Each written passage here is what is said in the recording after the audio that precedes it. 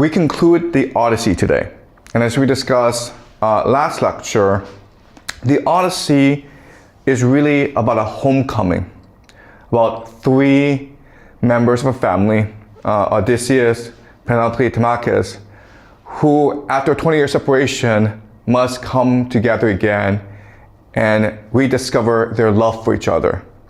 And as we discussed last class, all three suffer from depression. Odysseus suffers from post-traumatic stress disorder because war has shattered his identity, his sense of self, his worldview, his purpose.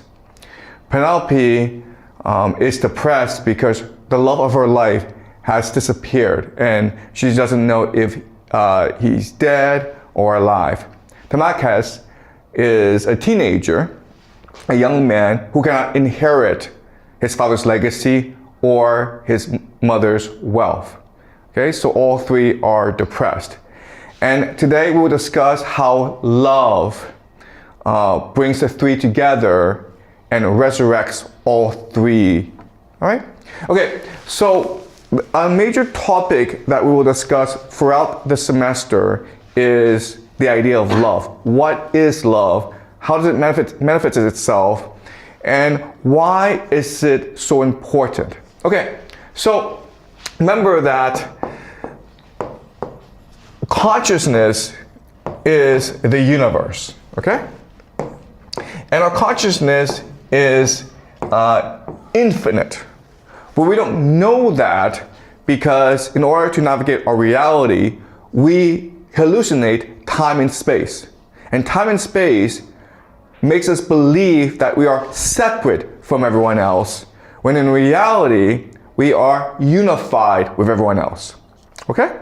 So the reality that we see is just a hallucination created by our ego. Okay? And our ego makes us believe that we are separate from each other. And love is the force, okay? Love is the monad, God, or love, that burns in us and compels us to return to the monad, and which reminds us that we are all interconnected. Okay? So love is the force that compels us into unity. And when we meet someone that we truly love, we move together back to the monad. And within the monad, our love is imprinted. And this love becomes a force unto itself that compels us back into it. All right? So in other words, Penelope and Odysseus are in love with each other, and as a result, no matter how far away they are, they still are drawn back to each other because they complete each other. Right? So another way of saying this is that because our consciousness is infinite, okay? It exists in infinite dimensions. We can break our consciousness into three planes. Okay? There's a plane of the mind, okay, our conscious, subconscious mind, okay? And we are aware of this. But then there's the spirit, okay, which is basically the heart, our emotions, how we feel.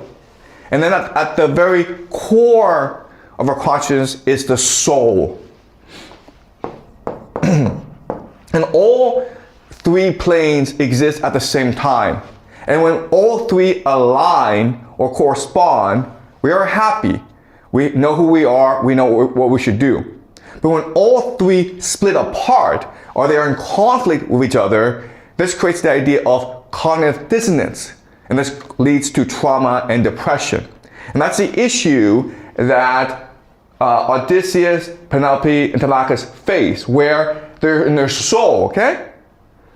They know that they're all alive and they will all return to each other one day, okay? But in their spirit, because of the distance, they have a sense of depression because they are away from each other. And in their mind, they logically believe that Odysseus is dead. And Odysseus believes that I can never return home. Okay? So there is a disunity of these three things. And for the family to reunite, they also must combine all three together. Okay? Does that make sense? Right now, these three different planes believe different things. There's a different narrative. And they must combine this narrative into one complete worldview if they are to come together as a family. And that is the struggle within the Odyssey. That is the journey of the Odyssey. All right? Okay. So, the main idea that I want you to understand is that love is a unity of all three, and love is the burning of the soul. Okay? In other words, what love ultimately is intimacy. How do you know if you love someone? You love someone not because you think about this person all the time, not because you obsess about this person, you want to possess this person. You love this person, you know you love this person if you understand this person intimately. Okay? So in other words, you're able to communicate and understand each other in an intimate language with code words and secrets. You understand secrets. Okay? Does that make sense? All right. So let's look at this concretely. Now, last class, we read Telemachus visiting Sparta, where Helen of Troy and her husband, King Menelaus, live. And we discussed how the two don't actually love each other. And we know because they don't speak to each other. They say words, they tell stories, but they don't really hear each other, okay? So, for example, the example is that Helen, Menelaus, and Telemachus, they all get drunk, and Helen is telling stories of Troy. And she tells a story of how Odysseus infiltrates Troy, and he's disguised as a beggar. But because Helen is the smartest person in the world, she sees through his disguise. She bathes him, and then Odysseus tells her about the Trojan horse.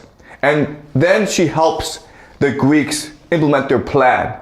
And so she's the real hero of the story, okay? This is a story she tells herself. She doesn't even think about the reaction of Menelaus, who's lost his brother Agamemnon and his friend Achilles and many other Greeks because of the Trojan War, okay? She doesn't really care about his feelings. She doesn't really hear him, and he doesn't really hear her, okay? So after she tells this story, remember, Menelaus tells a different story, which is, Helen, you almost got us killed because when the Trojan horse came into Troy, you came and you tried to trick us into revealing ourselves by calling names of our wives in their voices. And it was only Odysseus who saved us because he clasped our mouths, okay? So basically, they are shouting at each other, but they don't really hear each other. And when Menelaus is telling this story, Helen just drifts away, okay? So this is not love. They are together because they're stuck together, okay? Now we're going to see a different version, okay? We're going to see what love really is like. And so what happened is that Odysseus is disguised as a stranger and returns to Ithaca. And he plots with his son Telemachus. Telemachus actually knows who he is, but no one else knows who he is. And right now in his house, it is overrun by suitors, okay? There's dozens of them who are trying to wait for Penelope's hand.